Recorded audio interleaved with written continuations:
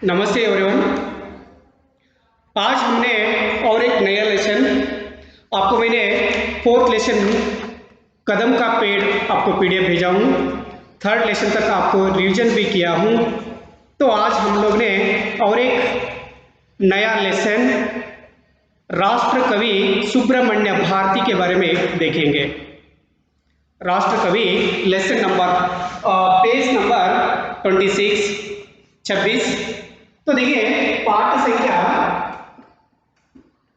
5 राष्ट्र कवि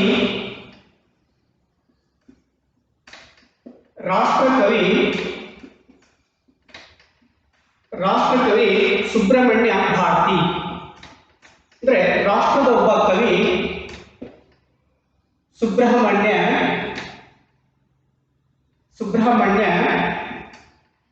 ಏನಪ್ಪ ಅಂದ್ರೆ ಸುಬ್ರಹ್ಮಣ್ಯ ಭಾರತಿ ಅನ್ನುವಂಥವರು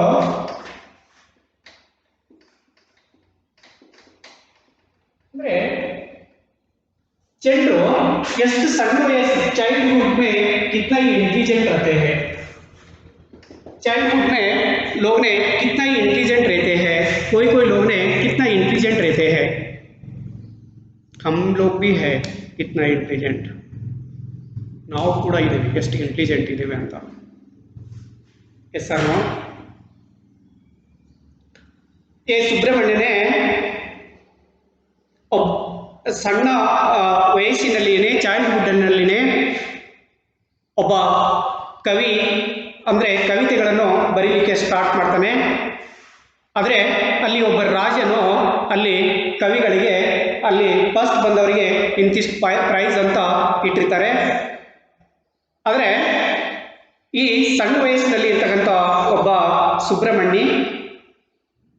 ಈ ಸುಬ್ರಹ್ಮಣ್ಯ ಏನಪ್ಪ ಅಂದರೆ ಆ ಸಣ್ಣ ವಯಸ್ಸಿನಲ್ಲೇ ಇಂಥ ದೊಡ್ಡ ಭಾರತಿ ಅನ್ನುವಂಥ ದೊಡ್ಡ ಪ್ರೈಸನ್ನು ಪಡ್ಕೊಳ್ಬೇಕಾದ್ರೆ ಒಬ್ಬ ಸಾಮಾನ್ಯ ವ್ಯಕ್ತಿ ಅಲ್ಲ ಅಂತ। ಅನಂತರದಲ್ಲಿ ರಾಷ್ಟ್ರ ಕವಿಯಾದರೂ ಬಿಡಿ, ಬಟ್ ಇವರ ಜೀವನ ಚರಿತ್ರೆ ಬಗ್ಗೆ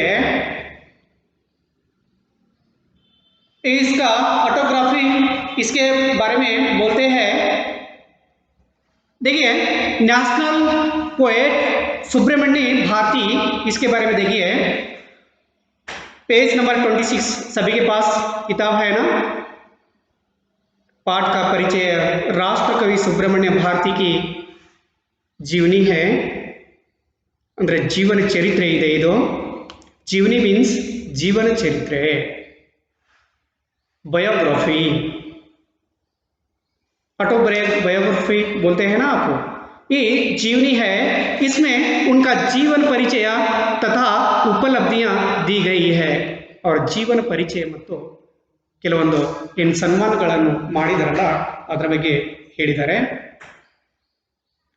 तो इन्होंने पाठ का ही शुद्ध पठन करवाना, इस पाठ में उसका कवि सुब्रमण्य भारती के जीवन परिचय करवाना तथा साहित्य के प्रति रुचि जागृत करना। ನಿಮ್ಮಲ್ಲಿ ಕೂಡ ಕವಿತೆಗಳನ್ನು ಕೆಲವೊಬ್ಬರು ಜಾನಪದ ಹಾಡುಗಳನ್ನು ಹಾಡ್ತೀರಾ, ಬಟ್ ಬರೀಲಿಕ್ಕೆ ಬರೋದಿಲ್ಲ।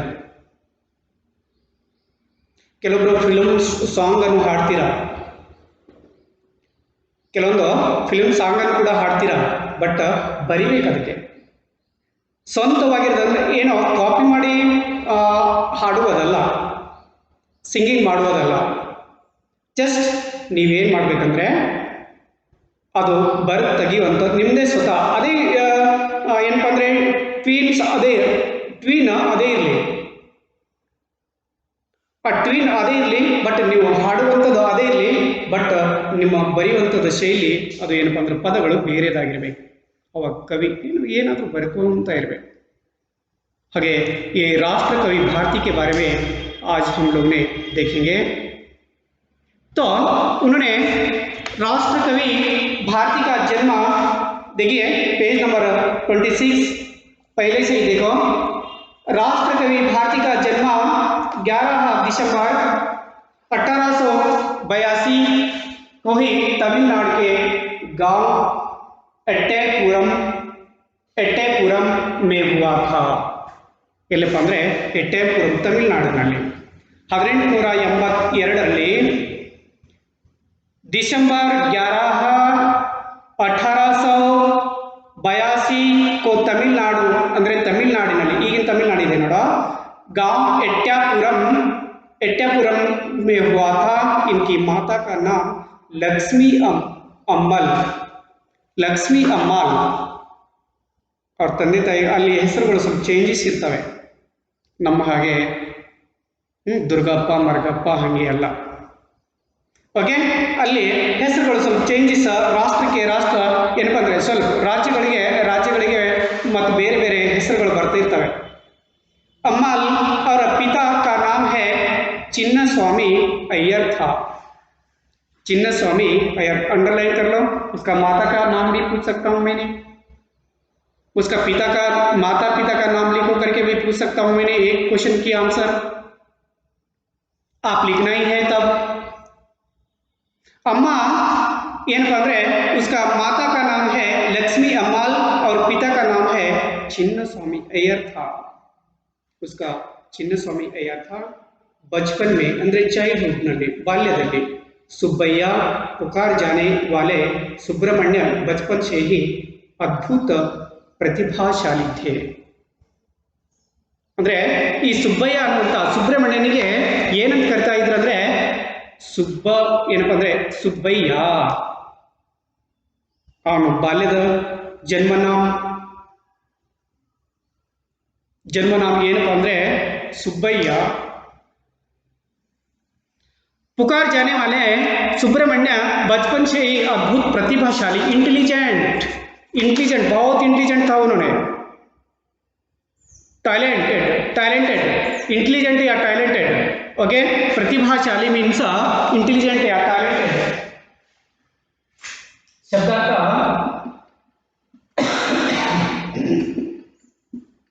शब्द यही होता है कि प्रतिभाशाली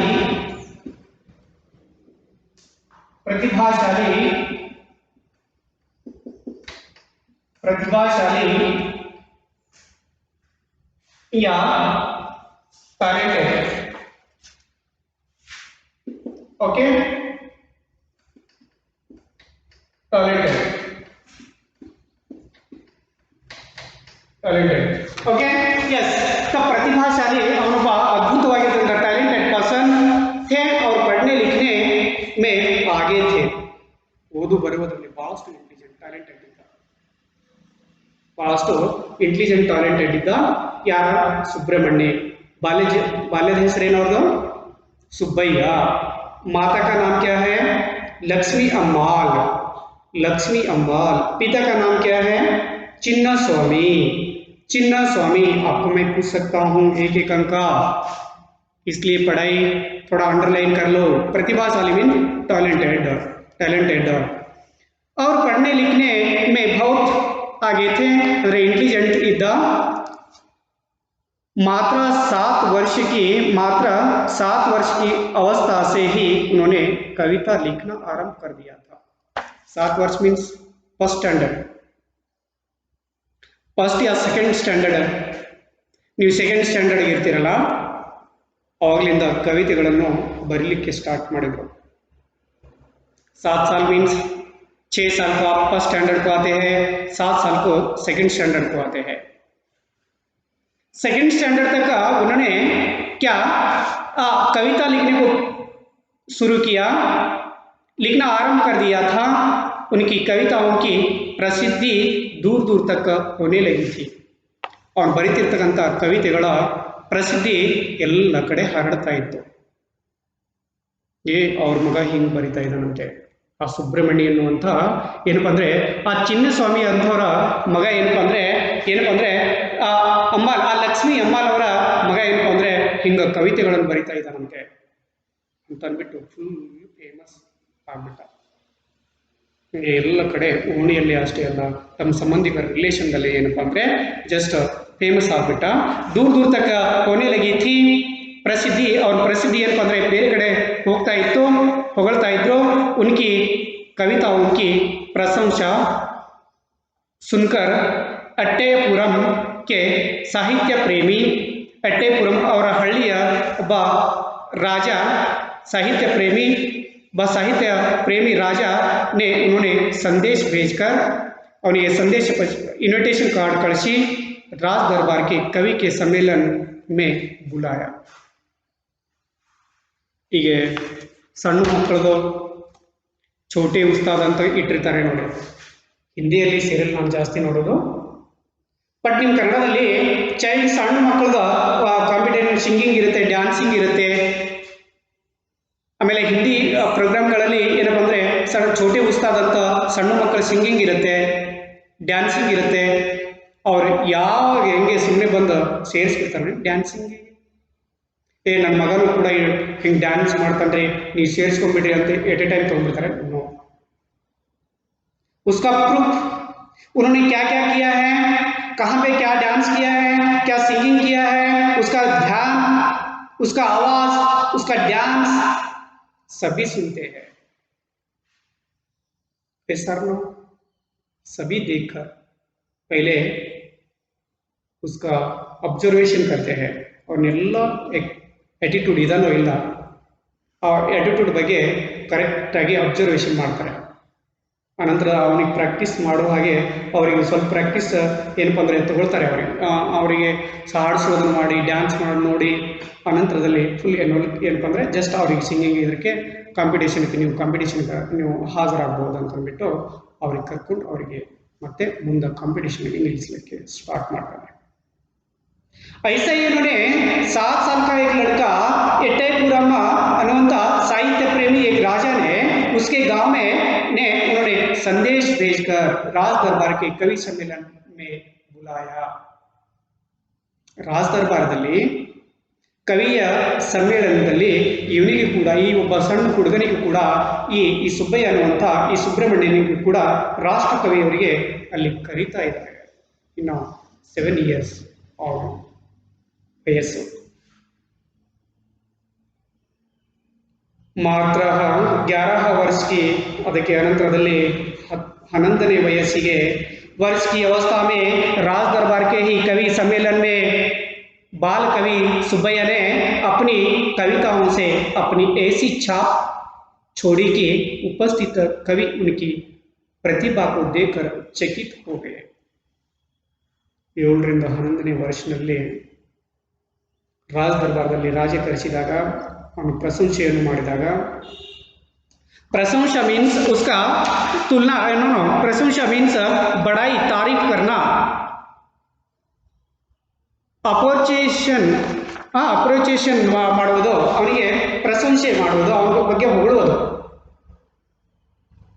ಅದಕ್ಕೆ 11 ವರ್ಷ की अवस्था में 11 ವರ್ಷದ ಆಯುಷ್ಯದಲ್ಲಿ राज दरबार के कवि सम्मेलन में बाल कवि सुब्बैया ने अपनी कविता से अपनी ऐसी छाप छोड़ी कि उपस्थित कवि इनकी प्रतिभा को देखकर चकित हो गए. 11ನೇ ವಯಸ್ಸಿಗೆ राज दरबार के कवि सम्मेलन में राज दरबारದಲ್ಲಿ ಇರತಕ್ಕಂತ ಆ ಕವಿಯ ಸಮ್ಮೇಳನದಲ್ಲಿ ಸುಬ್ಬಯ್ಯ ने अपनी कविताओं से ತನ್ನ ಕವಿತೆಯ ಮುಖಾಂತರವಾಗಿ अपनी ऐसा छाप छोड़ी कि उपस्थित ऐसा ಹಂಗೆ ಗುರುತು ಮಾಡಿದ್ನಂದ್ರೆ ಹೆಂಗೆ ಛಾಪ್ ಮುಡಿಸಿದ್ನಂದ್ರೆ ಅಲ್ಲಿ ಇರ್ತಕ್ಕಂಥ ಎಲ್ಲ ಕವಿಗಳು, ಅಲ್ಲಿ ಶಾಮೀಲರಾಗಿರ್ತಕ್ಕಂಥ ಎಲ್ಲ ಕವಿಗಳು, ರಾಷ್ಟ್ರ ಕವಿಗಳು ಈ ಸಣ್ಣ ಪಾಪುವಿಯನ್ನು ನೋಡಿ, ಸಣ್ಣ ವಯಸ್ಸಿನ ಹುಡುಗನಿಗೆ ನೋಡಿ, ಉಪಸ್ಥಿತ ಕವಿ ಇನ್ಕಿ ಪ್ರತಿಭಾ को देखकर चकित हो गए. ಇವರು ಇಂಟೆಲಿಜೆಂಟ್, ನಾಲೆಜ್ ಅನ್ನು ನೋಡಿ, ಇವನು ಟ್ಯಾಲೆಂಟೆಡ್ ಅನ್ನು ನೋಡಿ, ಇನ್ನು ಇಂಟೆಲಿಜೆಂಟ್ ಅನ್ನು ನೋಡಿ ಏನಪ್ಪ ಅಂದರೆ ಅವ್ರು ಚಕಿತರಾಗರು, ಆಶ್ಚರ್ಯಕರಾದರು.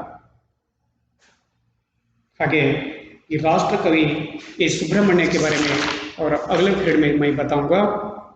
तो यहाँ तक आपको मैं क्या बताया हूँ, आपको मैंने 3rd लेसन तक आपको मैंने बार बार नहीं बोलता हूँ, रिवीजन किया है. और रिवीजन भी आप देखकर आप अच्छे से लिखना है.